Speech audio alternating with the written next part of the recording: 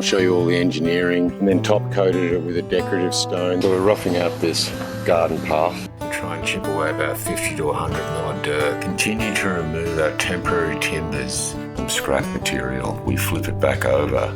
The outside curved garden edge that happens to be called golden pathway. Then we set up our saw. We could start to place our timbers out before we put the piece on top to lock everything down. We continued to add garden stakes. Now that all our edging's in place, we laid out the plastic flat. We fixed it off with a staple gun.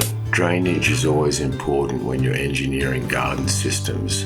Getting our gravel delivered, so we could rake it over carefully over our plastic and smoothing it out as we went, raking out this base gravel with the digging and the raking. We're putting about the same thickness as these flat stones are, so we started laying out the decorative gravel called golden path. Journey of the garden pathway.